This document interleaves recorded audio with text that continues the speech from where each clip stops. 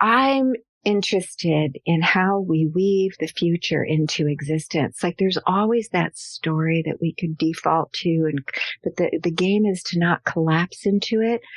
And the key question I ask myself, is it the traumatized self or is it the true self? Where are you sourcing your life from right now? Darlings. Today is one of the biggest honors ever of the Divine Living podcast. I am here with my mentor, Katherine Woodward Thomas, and now friend. And I know that you all know who she is because I wrote about her so much in my book. And this is the woman that I wrote about who is the reason I, A, called in my soulmate, B, am still with my soulmate, and also the reason I have the depth of feminine connection that I do today. Katherine Woodward Thomas is the best-selling author of Calling in the One and also Conscious Uncoupling, and is just truly the voice of modern femininity that is rooted in ancient beginnings of what it means to be a feminine woman. So Katherine Woodward Thomas, welcome to the Divine Living podcast. Thank you, Gina. It's such a treat for me too. You know, it's so rare to be able to say, you know, to two women who have been kind of on the journey together for this much time, to be able to say, wow, we both knew each other way back when. It's so Isn't true. That so sweet. It's such a joy. It's, yes, yeah. It really is. You know, relationships are so meaningful, and to have longevity in them in this era is really special. I'm just so proud of you. I love your book. Oh, I love what you've created for all of us. You're wonderful, and thank you so much for the honor of being on your podcast now. What can I tell you? How can I empower everybody? Yes. Well, let's talk about it because, you know, I don't talk about relationships a lot. And, you know, unlike when I first met you and was the hot mess express when it came to the local loser rock stars of Detroit, remember that era? And I do. I remember it well. And then, you know, being so committed to calling my soulmate. And then at the beginning, Glenn and I, not even necessarily having to do with me and him, a little bit with he and I, but more with my external family dynamics, had stuff. But since then, Glenn has been the easiest part of my life. And so it's like, you know, I think that we talk about the stuff that we struggle with and that we want to overcome or that we're like working to manifest. So, and I get the question all the time, like, Gina, we want more on relationships. So ladies, I'm bringing to you the queen of all things relationship lane. So we'll dive in deep to love and relationships today. Well, and if you look at your relationship with Glenn, the thing about Glenn is he got you. Yeah. He got you, and he got you before you got you, even in a way. Like you kind of had these dreams and desires, but you know, all of us at the beginning are like, could I really do that? Is that really like life wanting that for me? Is that the right thing? Do I have to dim down my dreams? And he was always like, no, you be your big, powerful self. Mm-hmm. And whenever you would kind of collapse into getting more reasonable, he'd say, no, don't be reasonable. Be Gina. Yeah. So I think that was a pretty fabulous foundation. And it also shows us why we actually need relationships to realize our greater potentials. Totally. Okay. Because I think that we women have, ever since the 60s, when it was kind of like, I don't need to be a wife to be a person, to be a viable person. I don't need to be married. I don't need to be a mother. I can be my own person. I can define power myself. I can own things. I can create things. And thank God that our mothers and grandmothers fought for that, you know. But I think in a way, you know, some of us thought that that was the end of the road, that it was just about, you know, taking our power as women who could affect change and, you know, grab our seat at the table and rightfully so contribute to it. But I think that it's really interesting that we also have to note that as we women rose in power, so too did we rise in our unhappiness levels. That they almost went side by side because we are really hardwired for happiness. And we kind of, because we had to, our mothers and grandmothers go into a more masculine system of power and show up inside of that to go kind of head to head, toe to toe. But I think that we women do hold power differently, that ours is a relational power, and that the things that are coming out now about attachment theory really do demonstrate that our relationships, when they're working, when they're healthy, actually create the foundation for us to become all that we have the power to become and the power to create. And that is indeed what we need to now come back to is, yes, as strong women in our autonomy, in the center of our creativity and our power, remembering to include ourselves when we're thinking of who we're taking care of, and to actually prioritize ourselves, all of that.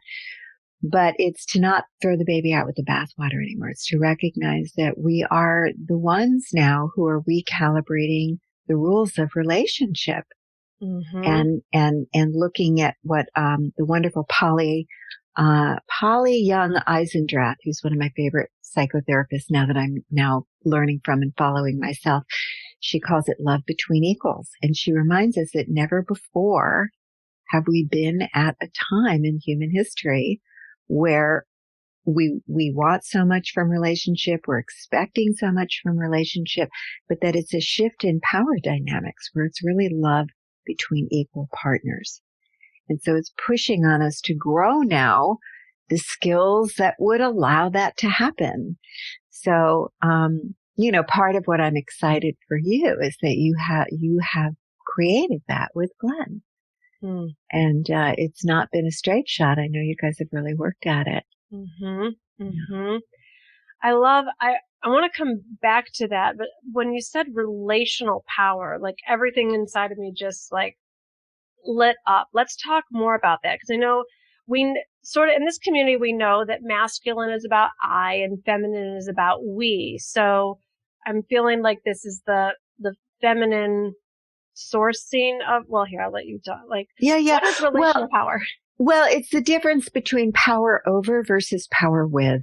And if we even look at what's happened with COVID leadership, all the women leaders in the world did much better than the men leaders, because it was a time to inspire people, to encourage people to operate cohesively, to join together so they could inspire, they could ignite the imagination, they could create cohesion enough to get something done. And if you look at a lot of, the power over dynamic, which, was good for some things. I mean, if you want to, build a tall building, you better have masculine power at your fingertips and, so that you can break everything down to its parts and measure everything out perfectly and budget everything out and, project those things. So it's not like one or the other, but they are different systems of power. And if you want to create true love,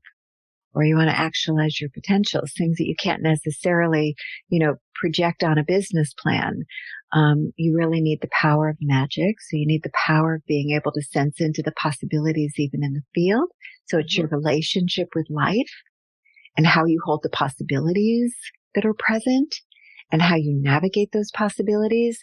Or it starts even in your relationship with yourself, because our relationships with others can never be better than our relationship with ourselves, and how we encourage ourselves and how we soothe ourselves and heal ourselves and build ourselves up and care for ourselves. That's the foundation.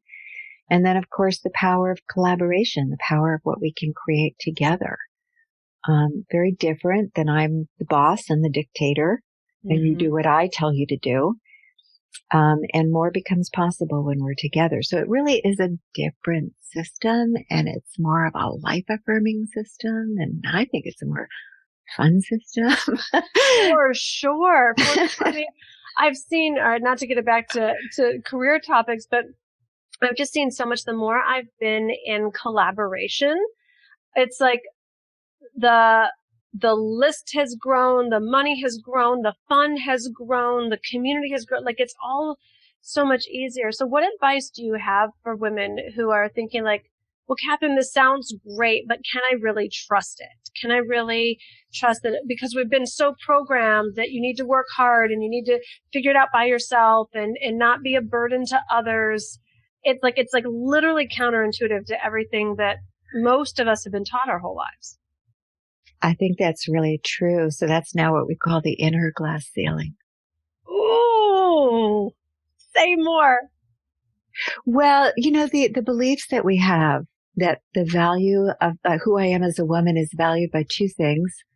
One is my beauty, and the other is how much I give and take care of people. So I think, it's to become conscious of these kind of assumptions. I mean, that is the journey of a transformational generation like we are, is to notice the assumptions we're inside of them and to begin to challenge them. What might be more true? Is that really true? Just because my mother did that, my grandmother did that, my great-grandmother did that, is it my value? Is it true?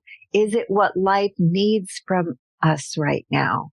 Is for me to disappear myself and martyr and sacrifice myself for the needs of other people?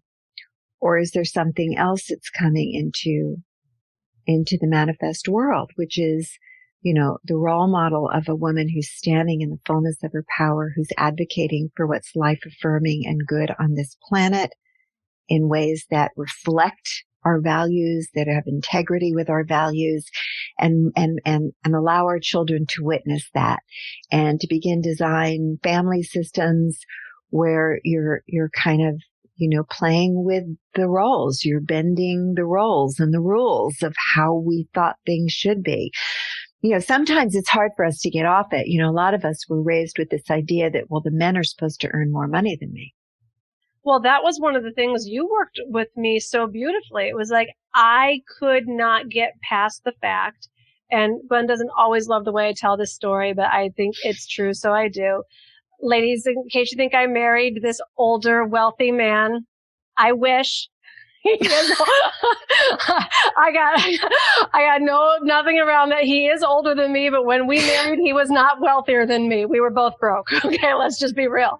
He divorced very badly, and it was so ingrained in me, I was going to marry a wealthy man. And I wrote about it in the book, but it was, Catherine, that you did some digging to help me discover, like, where is that value coming from? Like, is that actually what's important to you, Gina? Or are you just living out mother, grandmother kind of conditioning? Well, and even all the way back to happily ever after, because it was never, the princess who found the broke, impoverished prince and kissed him. Right. Awake and said, come live happily ever after in my queendom. So we've kind of, since little girls, we've been kind of indoctrinated with this expectation, this covert expectation that meeting and mating meant upward mobility for us without really lifting a finger. And all we had to do is look really beautiful and sweet. So, there's a lot of covert things that we are deconstructing now. But if you look at the cost of the old paradigm, let's dig a little deeper. So also the rules of that, if you have a trophy wife to a very wealthy man, that is her job, is to be a trophy wife, right? That's the job of the trophy wife, is to always be beautiful, to always kind of subjugate themselves. So that's a role-based, that's an old-fashioned role-based relationship. When you start moving into soul-based relationship, because where the world is moving is into a more feminine version of power, life is pushing on women to rise. And so sometimes our soulmates are going to look like they are empowering us to become who we came here to be. When I was calling in the next one, because, I did calling in the one based on my own experience of a magical how we met story. Then we were living our happily ever after story until 10 years in, we got divorced. And then, of course, I had a big PR problem, as I like to say, because I was the queen of calling in the one. It really wasn't in the cards for me to get divorced because we're all kind of inside this happily ever after myth, which is, by the way, 400 years old, created when the lifespan was less than 40 years of age at a time where there were very few options in life other than to just stay married, which at that time was a contract around who owned land. It had nothing to do with romance or love, but pushing that aside. So the beginning of, the happily ever after story was this like escapist fantasy for people who really had no possibility of ever getting out of poverty. And so we have to look at the cultural construct, like what gave birth to certain ideas that we now take as though God made the mountains, God made the sun, God made us to live happily ever after, and our ideal partner lifts us into everlasting happiness and wealth.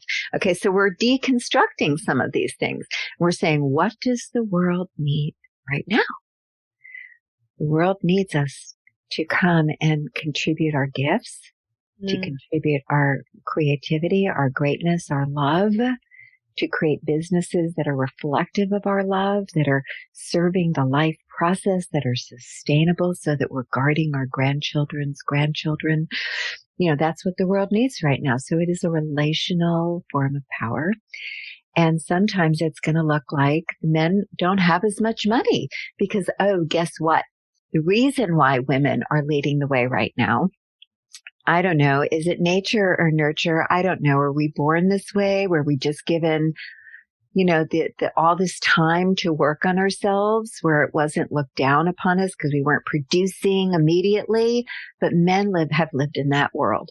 And part of the reason why there's no conscious men is because they haven't been given the time and the luxury of going off on, 2-week-long meditation retreats. Wow. They really haven't until now. But you know what's happening? And I've been saying this for years. When I do a 3-day course on calling in the one, I have men coming in. And of course, now we've all been sheltering in place for months. The men are blowing my mind because they are equal consciousness with the women. When I talk to one of the men, it's as though I'm talking to a woman in the depth, the self-reflection, the willingness themselves as the source, the depth and the beauty. And it's like, oh, good. We finally took the pressure off that they could go inward and do some catch up work. So I started to just say though, so I got consciously uncoupled, which gave birth to that new book. And of course I was grateful that Gwyneth Paltrow kicked it into the lexicon. But then at some point I was wanting to create the next one, calling in the next one. So I actually, I was doing my own course. I was visioning and trying on for size who I am in that future fulfilled. What does that feel like, taste like, sound like, smell like? And I was working with this woman. I hired a matchmaker and I didn't really resonate with what she was doing. It was more like that was the one step in front of me to do and just to demonstrate to the universe that I was willing to do whatever was before me to co-create this future. And she kept helping me to refine what I was looking for, but she had an expectation that I was looking for a wealthy man. And so every week she'd say, and of course he's wealthy. Of course he's wealthy. But I would feel into it and I'd say, no, he's solvent. No, he's responsible. No, he doesn't want me to take care of him. But the truth is, I want to buy my own home. I want to be wealthy. I want to be wealthy. I want him to support me to be wealthy. I have all these ideas about philanthropy and supporting the arts and creating what I call love mischief in the world. I want my own money. I don't want it to be his money. I want it to be my money. And she never really did get with the program, but that, she was always this like, really? You don't want a wealthy man? I mean, we're creating whatever you want. But I think I was intuiting the future because in fact, I called in a man who is a connoisseur of the arts, who is highly accomplished in creating extraordinarily beautiful and heartwarming contributions to community through the arts. He founded one of the theaters on Broadway. That's the most known theater for bringing Shakespeare and classics to New York. He's an exceptional man, and he's always put, creative contribution first. So he would and his values are impeccable, and that sometimes, has for him just meant that he hasn't been all that interested, but he is solvent and he is financially secure. But I make more money than him, which is great. Mm-hmm. I have exactly the man that I need and want. And he loves what I'm up to, and he supports me, and he's a thinking partner with me. And so, we're deconstructing some of these old ideas. If I had gotten all stuck on money, I would have passed him over. Mm-hmm. Same. I'm curious, when you were, like so many women, like in the position to call in the next one, did you doubt at all? Did I what? Doubt at all? Oh, yes, I did. Thank you for that question. No, I really think, even the queen of calling in the one. Sure, because we all have our ideas why that's not possible for us. So I'm at the age where I actually forget how old I am. Isn't that wonderful? I think I'm 63. Oh. I have to ask Michael. Oh, you look better than ever, Katherine. Okay, thank you. I think I'm 63, but I was 61 at the time I was looking for him. And just, you could just stop right there. Like, all the good ones are taken, or they're all married, or they're all too damaged, or, game over. I'm 61, or I'm too wrinkled, or I've got cellulite on my thighs, or I've got 2 daughters in college and I've got to support them, and who can take that on? We all have our reasons. We really have our reasons. So as I said, I got support. I hired a coach. And also, this is the fun thing that I did. So you hired a coach to call in the next one. I did. I hired a coach. Women need to hear this. Yeah. Like, I hear all this imposter syndrome, and I should know this, or I should figure it out. That's beautiful. No. I hired a coach. And here's the other thing I did that was kind of wild. Rather than make a vision board, I decided to make a musical vision board. And so because I'm a singer-songwriter, but I hadn't sung. Because I didn't believe I was good enough. I gave up my singing career in my mid-30s. Wow. And at the time, it broke my heart. I was a cabaret artist in Manhattan all through my 20s. Wow, I didn't know that. Oh, you didn't know? For some odd reason, both Marianne Williamson and I were both cabaret artists. Isn't that the funniest thing? Yeah. So anyway, I loved it. It was my passion. I have a degree from Tisch School of the Arts. I studied acting on Broadway. But I went into cabaret. That was my love. But I couldn't figure it out. And really the truth is that I had a very big story that I wasn't good enough. Not hard to figure out where that came from. My upbringing, the multiple traumas, my mother being somewhat narcissistic. Forgive me for using such a common term, but it's a very common pattern, which is why I mention it. A lot of those of us who had parents who were kind of one-dimensional in that way did not develop a core sense of self that would be the solid enough self to be able to go out and do our dreams. So, one of my lifelong journeys, and certainly this is all in the work of Calling in the One, was solidifying a strong enough, authentic enough sense of self, not like an egoic, reactive self to that, I'm not good enough story, but just a healthy sense of self and a healthy ego. So anyway, I'm doing, so I gave up the singing career, but I had this good fortune or the good karma or just the grace of meeting Isaac and Torald Corin, the Corin brothers. And they are 2 amazing artists from Australia who've toured the world with Pink and Rod Stewart, Coldplay. They've got a gold record of their own. They're amazing artists. But at some point in their career, they got kind of bored with their own success. And they said, what we want to do when we grow up is cause the success of others. We want to have other people find their voice. So I met them, and I was actually hiring them to come and do one of my events, to do this fun musical game that they play with people where everyone in the room writes a song together about their transformation. Oh, how cool. It was wonderful. So but at the end of that meeting, they both leaned in and they said, "And what about you?" And of course, I just started crying and just gave up and I wasn't good enough. So anyway, so they said, "Well, why don't we write some music with you?" And so I hired them to co-write and co-produce an album with me. And that became my vision board. So my first song. Oh, Katherine. My first song is about breaking up. My second song is about forgiveness of the breakup. My third song is about connecting with the possibilities of love. And I just so it's a 7-song CD, but the final song on the CD is about the having of love. So, and I'm a lyricist because I studied lyric writing and all that. So usually Isaac writes a lot of lyrics, but they let me do my thing and they kind of worked with me to support whatever I did. So I was writing all the lyrics and I wanted it to be congruent with my teachings. So the final song was about what it feels like to have love, to be grateful in love now. Woo! And I couldn't write it, Gina. I couldn't write it. And I kept postponing. And when we can't do things, what we do is our desk gets messy, or we get obligated with our kids, or we suddenly have some crisis, or, that's what it looks like when we're in avoidance. So I'm doing that and doing that and doing that.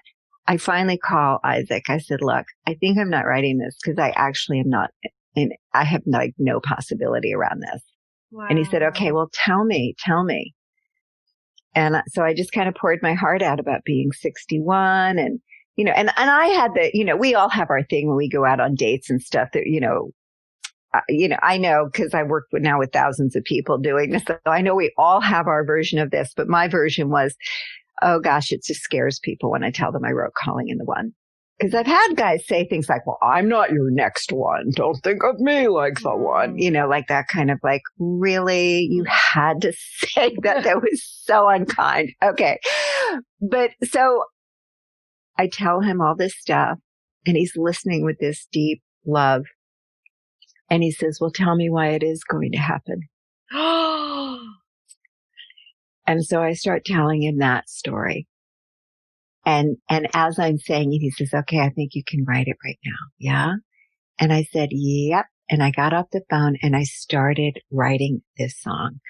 Sitting by the fire on a Saturday night, reading David White, by the flickering light, I look up and you're smiling. It's only been a year since the night that we wed, when we danced till dawn, then lay flowers in our bed as the sun started rising. Could we grow roots like a tree, go as deep as the sea together? Could we expand like the sky and sail right on by bad weather? For once in my life, I can hear the music to my song. Everything's right as I listen to you sing along. Harmonize on and on. I love you. And then there's one more verse. Wrapped in sheets on a cold winter's morn, my freezing feet that you're keeping toasty warm as we laugh like children. Angels fly by as we try to count the grace from the very first time we saw each other's face. What is 500 billion? And then we go back into, could we grow roots like a tree, go as deep as the sea? So then they had gorgeous music for it. We went in, we recorded it. I didn't have a name for the song. I didn't know what it was called. So we just kept calling it the I Love You song. A few weeks later, I met Michael in this really wild, unplanned way. 3 weeks after I met him, I had not told him about this song. I mentioned that I was writing a CD. He sends me a David White poem. That's how I knew. And our life together is that song. Oh, Katherine! We laugh like children all the time. And as a matter of fact, we just bought a house up in the Berkeley Hills. There are 2 redwoods. Could we grow roots like a tree? 2 gorgeous redwoods right in the front yard, side by side, like that Tom Killian famous portrait that he created. I mean, it's And then, from our windows, we see the ocean. We see the water. So it is that song. So of course, this song was renamed Michael's Song. And by the time the CD was released, I was already engaged to Michael. Oh. So I think, I'm interested in how we weave the future into existence. Like there's always that story that we can default to, but the game is to not collapse into it. And the key question I ask myself, is it the traumatized self or is it the true self? Where are you sourcing your life from right now? Yes. Is it the traumatized self or the true self? Where am I sourcing from right now? Oh, Katherine. And, you want to hear icing on the cake? Wait a minute, icing on the cake. It's okay. Then we released it and it went #1 on iTunes Jazz charts and it made the Billboard charts. Oh my gosh, Katherine, I can't wait to hear this. It's called Lucky in Love. It's called Lucky in Love. Isn't that a great story? Oh, so beautiful, so powerful. I mean, listening to that makes me literally believe anything is possible. So, yes, 61-year-old women that are calling in love, or someone else who's got a health something, or a money miracle. I just want everyone to know, like, apply this, like re-listen to this episode, soak up Katherine's wisdom. And when you do open yourself up to what she opened us up to, is possibility. Katherine, you more than always over deliver. Thank you. Thank you for your wow factor. It's just so needed and so well received here. Thank you, Gina. I love you so much. I'm so proud of you, and just sending so much love to everyone who's here with us. Thank you so much. And Katherine, where can people stay in touch with you, find you? We'll put it in the links in the show notes as well, but where would you like to go? Well, I think the main thing is the Love Out Loud messages. So at some point, a couple of years ago, I just decided I didn't want to just teach people who had come into a class. I wanted to just teach anyone who wanted to be taught. So I have little vignettes, little teaching things that I send out 3 times a week, Love Out Loud messages. And you can just sign up for that on my KatherineWoodwardThomas.com site. Great. KatherineWoodwardThomas.com. Go there and get on the list. Follow her, sign up for the courses, download the music. You and your life will be blessed. So much love. Thank you. Thank you. Thank you, Gina.